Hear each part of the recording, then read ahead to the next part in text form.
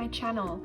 You are here with Taylor Louise and I'm here to close out my April budget and to plan my May budget. Welcome. I am back in my PJs once again. I have my nails done. I think they're pretty. And we are going to overview this and plan that so that we can kick our goals. So I thought I would just do a little review. I did have a video where I introduced you to my full system that I use. However, there was issues with the exporting and storage and I ended up losing the whole video. So this is my expense tracker. This is the version that I'm using. This is from the Budget Mum Budget by Paycheck workbook. I have the downloadable version and I just print off the pages that I need. So I began my journey by using her expense tracker document which has lines this way and you fill it out across the page. But I just found that I was getting lost in the sauce. I wasn't understanding what was going on.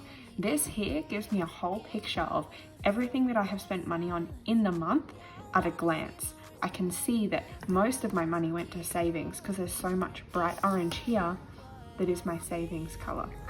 I can see that I spend a lot of money on food, which was to be expected also. So this is my overview. These are my no spend days. I did not spend money on those days because this is savings and this is income. And it goes in accordance with this, my budget categories.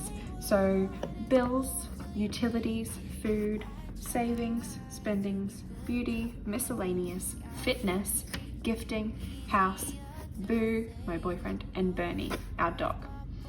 These are the categories that I've identified for the current moment suit me and what I need.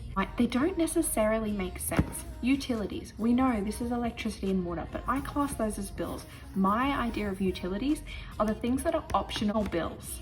So fuel, I could cut down on fuel if I really needed to. I could stop driving so many places, but I'm not going to. I class that as a bill, but it's a sub bill. It's something that is variable and I could adjust it if I needed to. Subscriptions, I'm counting that as a bill because it does get direct debited out of my account. However, it is optional, therefore I put it in utilities.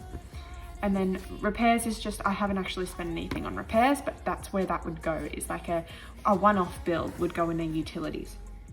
Okay, my bills, however, things like insurances, seeing a dietitian, because this is a priority for me this year, phone, internet, rent, mortgage, union fees, electricity and water, all of those things are just examples of what is classed as a bill, something that's non-negotiable for me. Food, this category is large, and the reason it is so large is because that is not just food I eat, that is groceries, any takeaway, any brunches, birthday dinners, anything that I go to where I purchase food for me and or my partner comes out of this category here. Beyond that, dog food at the supermarket, anything else, coffee dates, I've said events, but also groceries, which means out of this food budget also comes toilet paper, body wash, toothpaste, all of those other things that you buy at the grocery store are just under this food category because it just makes my life easier than having to separate those things out.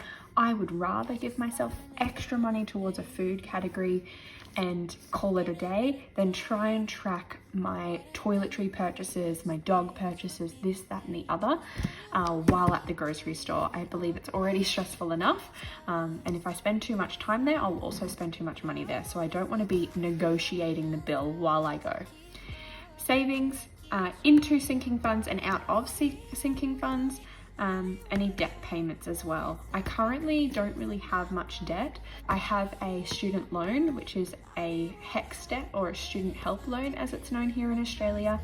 And that comes out of my income before I get it. So just like my super contribution and just like my tax, my HEX comes out before I actually get my income. So I don't have to worry about arranging that debt payment. However, I do also owe money to my partner. Now there's no interest on that. It's money that I owe our relationship and we are buying a house. So not just that we're buying a house, we're building a house. So that money, I'm currently saving that in an account, but that money I know, even though I have the money, that is his money. That is money that I have paid him back. I just haven't physically given it to him yet because we want my bank to look pretty good coming into having a house loan. Spendings, this is anything that I choose to buy. They're optional purchases, anything for me or for someone else, anything that I choose to buy. Beauty, I get my hair done every so often. Lashes, I get those every 2 weeks. Nails every 2 or 3 weeks. Any sort of treatment, waxing, all of that sort of stuff is my beauty category. This one gets quite a bit of love. Miscellaneous. I count miscellaneous as unexpected expenses, but I'm also putting pharmacy, medical, dentist, all of that stuff is also going in miscellaneous at the moment. I probably need to start a new category, but I don't have another color highlighter yet. And I found that I don't really use this category for much else. So at the moment I'm letting it sit and I'm just monitoring that. Fitness, netball, I usually play multiple times a week. It's been a little bit off the last month and it will be a little bit off for the next month. If we hire a tennis court, if we go play golf, if I decide to go to the gym one day and pay a casual visit, or any nutrition or supplement that I want to purchase will also come out of my fitness budget. Gifting, so anyone's B-Day, Christmas, just because anything that I buy for someone else will come out of that one. House, paying our mowers, if we get the cleaners in. I haven't had that for ages, but sometimes I will get cleaners in, and then anything else that I could ever purchase for a house. And then boo, any shared expenses, my contribution to the relationship, gifting, surprise. I'm also saving up at the moment for his birthday, which is in August. And then obviously Christmas will come shortly after that. And then Bernie, our dog, any extra food or treats, excluding what I would buy at the grocery store. Sometimes I'll go to Costco and I'll bulk buy her treats there. Any sort of treatments, vet, leads, toys, other, anything that I want to purchase for the dog. We do share expenses. It is mostly his dog. He covers big expenses. She went to the vet recently. He covered that cost. I like to treat her because she is my little princess. So that's what my month looked like. We will get into my monthly budget category breakdown now. So those categories have been placed on here. I would ignore this monthly budget section. It was the first time that I had a full The Budget Mum workbook method month, and I didn't really know what to budget for myself, so I kind of wrote random numbers in. So I am ignoring that at the moment. The main things I want to focus on are not budget and spent, but spent and percentage of income, because this is going to show me where my priority lies regarding where I'm spending my money. So after writing down everything that I spent based on the information on my tracker, it became clear that 49% of my income actually went to savings and or debt payments for my partner. 49%, I was very proud of myself for that. So that's that. That was incredible for me. I did get extra income this month. This is not my normal monthly income. I did have time off my job getting paid, and then I used that time to work another job. So I normally wouldn't be able to make that amount of money in a month.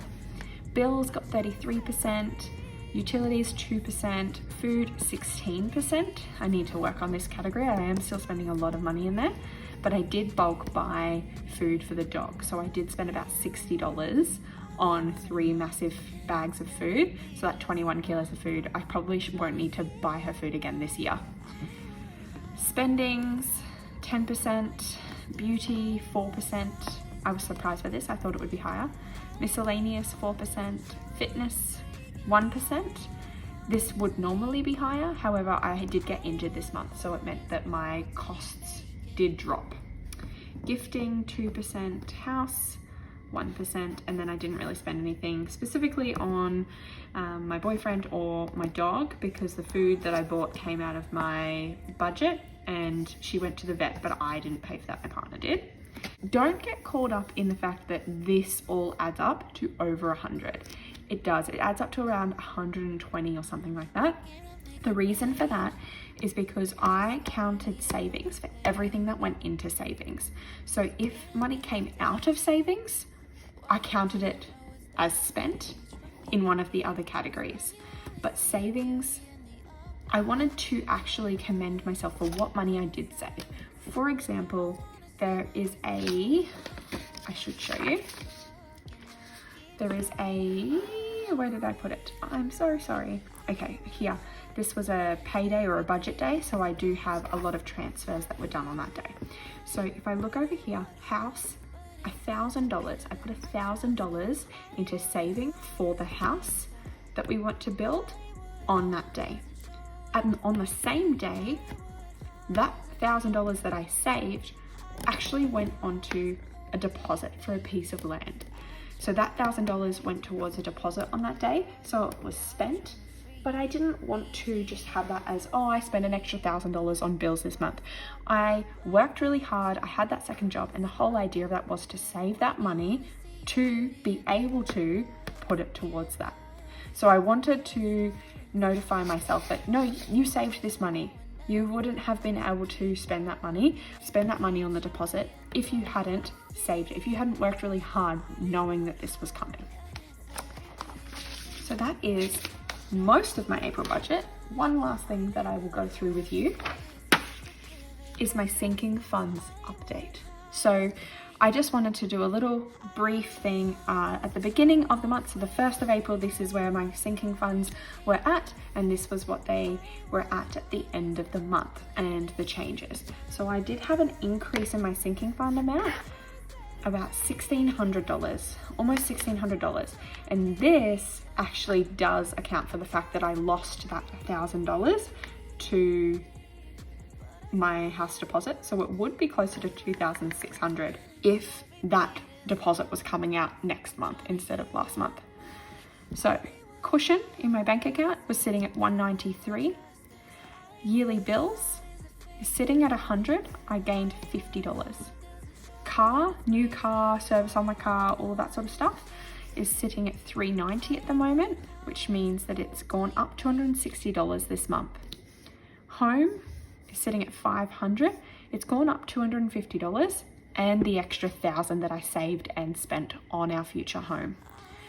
Travel is sitting at $220. It's gone up $120. This is coming up this month. I actually leave on the 15th of May. Dentist or medical is sitting at $107, and this is after already paying my gap payment for my cleaning on my teeth. IOG, money I owe grant, is sitting at $3,700. I saved $600 towards that this month. I want to work on increasing this, but I have some other goals and priorities as well. Emergency just went up $25. That's not a priority for me at the moment because I did hit that $1,000. Gifts Christmas is currently sitting at $0. It actually went down $50 because I had Mother's Day and a birthday, and I have only just started this process for budgeting. Boo, so I've got $30 now saved towards his birthday present, and it's gone up $20. Bernie technically went down $10, sitting at $0 currently. Tech gained 15 and is sitting at 15, and beauty sinking fund edition hasn't got anything because it's not a priority for me. So that is the end of my April budget. I hope you enjoyed that segment. We will move on now to planning out and budgeting for May.